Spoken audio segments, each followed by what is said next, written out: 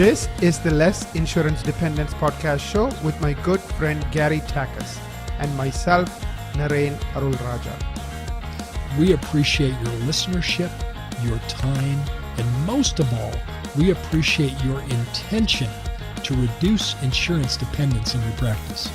Our goal is to provide information that will help you successfully reduce insurance dependence and convert your practice into a thriving and profitable dental practice that provides you with personal, professional, and financial satisfaction.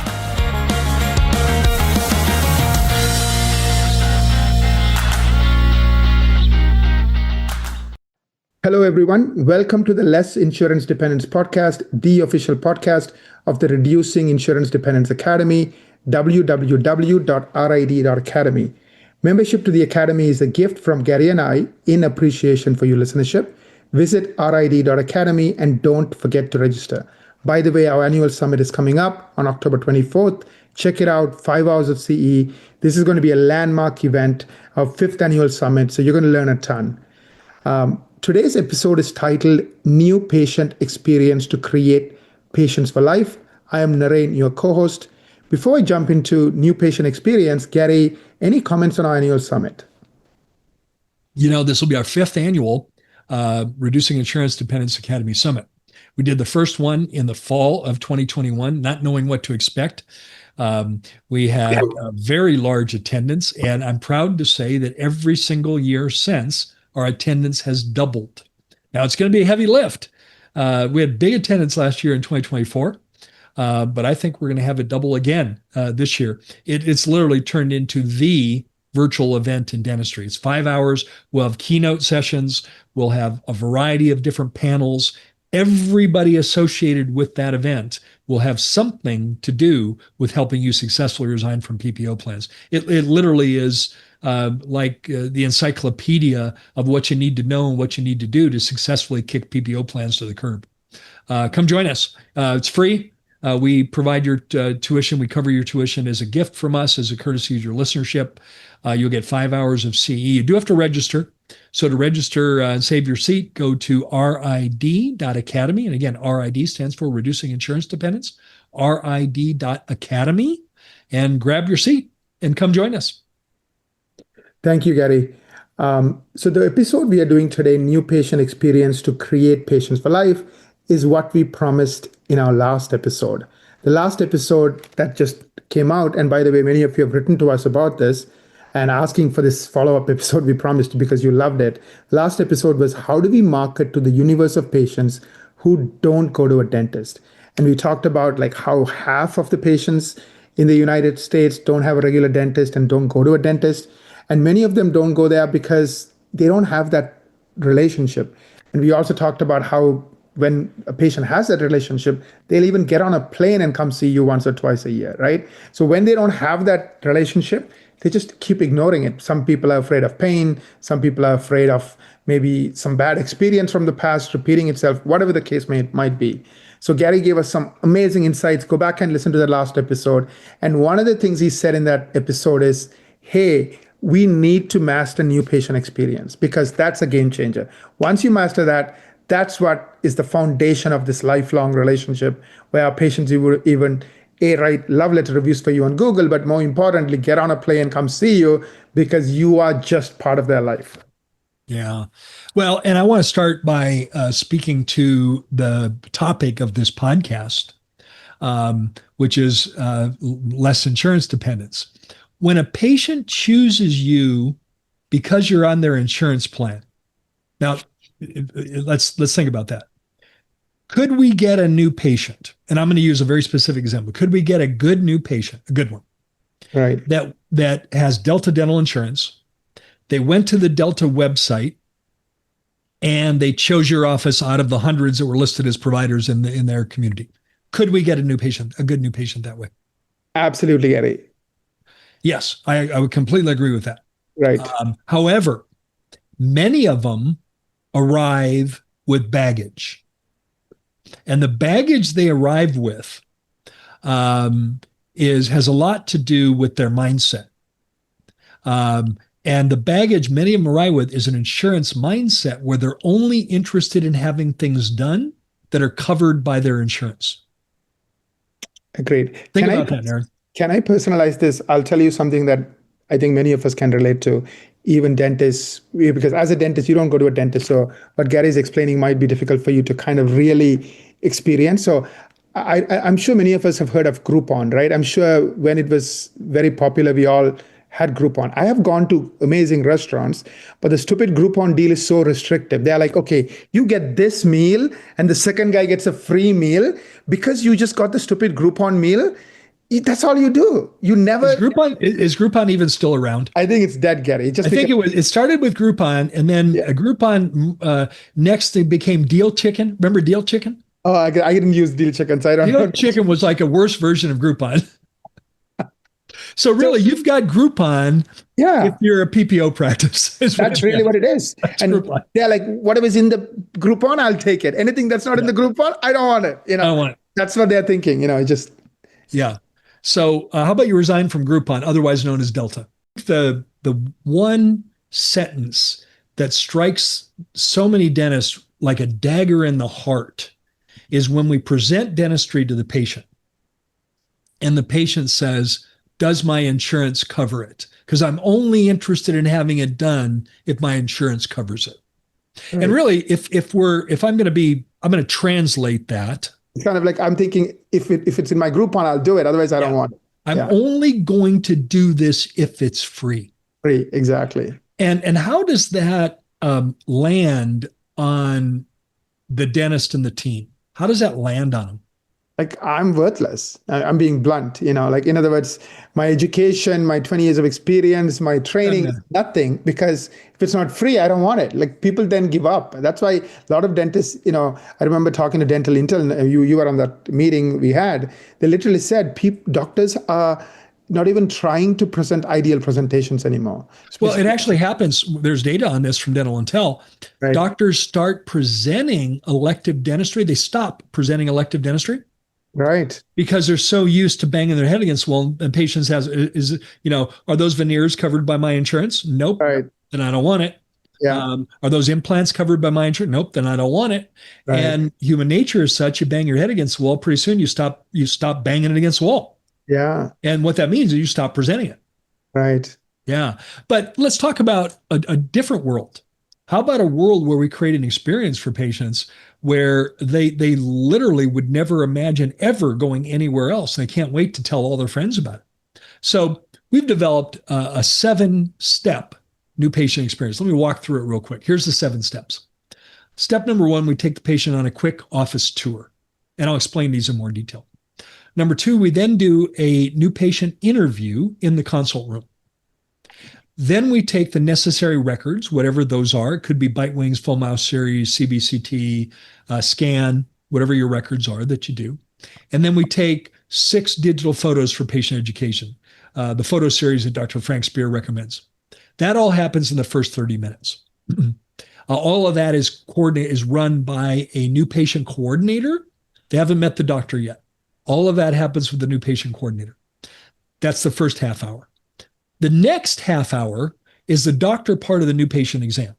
That's where they meet the doctor. He or she now does their part of the new patient exam. The new patient coordinator stays in the room as the examining assistant. They're not assistant like passing instruments, but they're at the 12 o'clock position doing data entry. And the reason they stay in the room is they have the connection with the patient. And then the last hour, we finish with a hygiene appointment of some sort. We can provide a cleaning if they qualify for a cleaning by pocket depths and bleeding points, by periodontal evaluation. If they qualify for a cleaning, we can do a cleaning. And if they don't, we can do a debridement. And so they're getting a hygiene appointment of some sort. And then we finish with step number 7, which is financial arrangements and scheduling. In a quick nutshell, that is how we teach the new patient experience. All this can be adapted and can be customized to your practice. It's typically a 2-hour appointment of the patient in your office. The patient's in your office for 2 hours. However, it only represents 30 minutes of doctor time and, of course, an hour on the hygiene schedule. Now, most of you know that I'm an instructor at the Pankey Institute. And there's some really great places to go to learn how to do brilliant, complex, but comprehensive dentistry. Pankey Institute's one of those. Spear Education would be another. Coy Center would be another. The Dawson Center might be another. And all of those postgraduate institutions teach the concept of the patient coming in through the doctor's schedule, where the doctor does a comprehensive exam. And that's an hour appointment, typically with records and a comprehensive exam. That does not include a hygiene appointment. I agree with that 100% intellectually. I agree with that. However, the part that's missing is, what do most new patients want on the first visit to a dental office, Naren?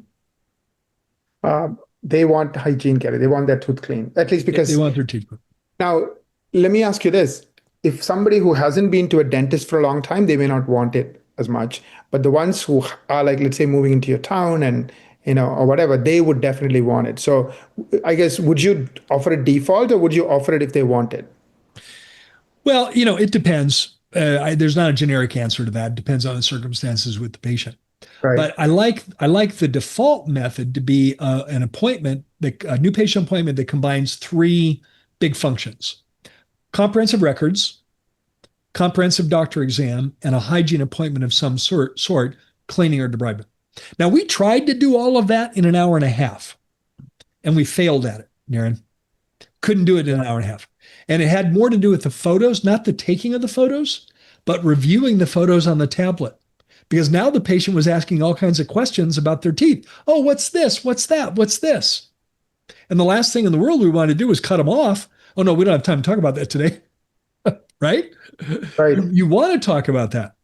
And so we tried for a year to do that in an hour and a half, and it didn't work out. So we said, you know what, we're just going to bite the bullet and realize it's going to take us 2 hours to do all that. But there is a pivot that could be made where they come in through the doctor's schedule, and we do records and comprehensive exam. Sometimes the doctor's schedule is more available than it would be if we combined it with a hygiene appointment.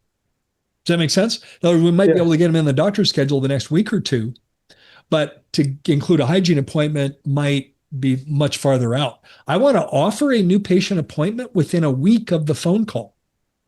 And the way you're going to do that, guys, if you're sitting here listening saying, oh my gosh, we're not even close to that.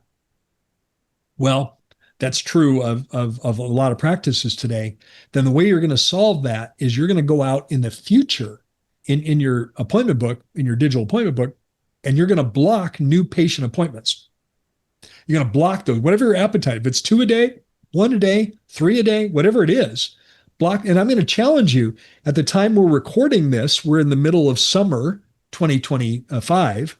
Go out and schedule those for the rest of the year in 2025. And now here's where I'm going to stretch you. Go out and put those in the schedule for all of 2026. Now we're proactively planning.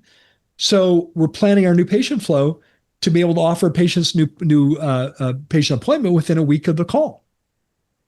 And what we do is we release those, we hold them up until 2 days. We either schedule with a new patient or hold it up until 2 days before.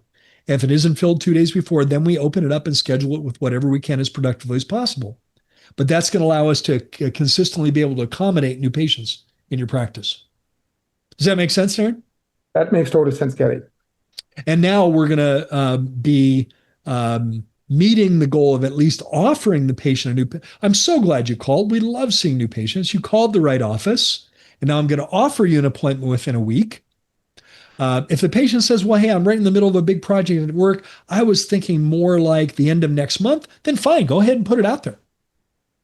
But if you can offer them a new patient appointment within a week, you're going to be better serving the patient, better serving your practice. You're going to be rolling out the red carpet for new patients. This new patient experience is powerful, Yeah, I got a lot out of this. I mean, I know as a business owner, the benefits of this. One, it's one way to convert all those half of the population who's not going to a dentist into lifelong patients. Of course, convert everybody into lifelong patients. And once they become a lifelong patient, they are much more likely to accept treatment recommendations.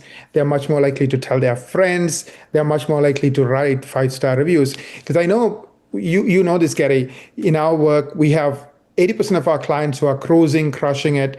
and they have a few things they do really, really well. The Google reviews, the new patient experience, and that's why they're cruising. Others are struggling, right? And that's because they don't have these core components working really, really well. So it's like, oh, climbing up a hill with 1,000 foot of weight with them every day. Versus the other people, they're like, what? This is fun. This is easy. So, Naren, I know you're not quite the same level of sports fan that I am. Yes, that is Um, correct. except for Michael Jordan. You can hold a candle with Michael Jordan. Yes, I love Yeah, that you guy. got Michael Jordan, but what was Babe Ruth known for? Baseball. Yeah, but what specifically? I don't know, Gary. Oh, home run. Home runs. Home runs. Yeah. Babe Ruth smacked a lot of home runs. Right. That was his secret sauce. But you know what else Babe Ruth did a lot? Strike out. All right. But what do we Right. remember? The home runs. Home run. So what's your home run? Your home run's your new patient experience. Yes, yes, That's your home run. yes. That's one of those things that if you master that, your practice is going to feel the benefits of that now. Um, hey, if you'd like to learn more about the new patient experience, I'd invite and encourage you to schedule a coaching strategy meeting with me. Go to thrivingdentist.com/CSM. That's a Zoom meeting. You'll meet with me. I'll share different ways you can adapt this to your practice. And I'll leave you with a teaser. When I first created the new patient experience, I didn't own a practice yet. But I tested this with a client of mine that wanted me to use his practice as a beta to completely revamp his new patient experience. He felt like his new patient appointment was okay, but it had opportunity for improvement. And so he let me design this for him, and we tested it. And this was a very, very, very strong practice. And I'll give you some, I won't use the name, but I'll give you some numbers. This was a practice when we did this in the year 2000. So we have to go back now 25 years. This is a practice that produced and collected $2 million. Naren, even now, that's an impressive number. Yeah. Today it's probably like five, right? At least. Maybe even more if we More. adjust Yeah. it for inflation. Right. But certainly in year 2020, or year 2000, it was remarkable. Right. The only thing, and this was a doctor, owner doctor, an associate doctor, and strong hygiene department. So owner doctor, full-time associate doctor, 4 days a week, both doctors, strong hygiene department. We initiated the new patient experience, and in the next year, same team, same hours. The only thing that was different was the new patient experience. The office produced and collected $3 million. We had 50% growth. And this was an office that had been at a plateau. They had been stuck at 2 million for the last 4 years. From 96 to 2000, they were stuck. Doctor couldn't figure out how to get it out of the mud. They were just stuck. Now, not that that was a bad place to be stuck at, Right. but he was a growth-oriented dentist and wasn't growing. And all we did was change the new patient experience, got the entire team on board, got it dialed in, and that same practice produced and collected $3 million. And a lot of it had to do with setting patients up to be more interested in ideal care instead of just necessary stuff. Well, we'll leave you on that teaser. If you want to know more about that, just set a coaching strategy meeting with me. If you want to learn more about how to market quality new patient, set up a marketing strategy meeting with Equa. Naren, provide your URL for them to set up a marketing strategy meeting. Thank you, Gary. It is ekwa.com/MSM. We spent 6 hours researching you, your competition. You get a very detailed report card on how you are doing and how versus your competition. And more importantly, you'll get a roadmap, like exactly how do you dominate Google? How do you dominate the internet when it comes to attracting new patients? I really can't stop, reinforcing what Gary just said, which is once you figure out what those home runs are for you, and it's not 17 things, it's like 2 or 3 things, then your practice would be just a joy. But till you master those home runs, I think huddle is one of those home runs. I think, Gary, you teach your clients.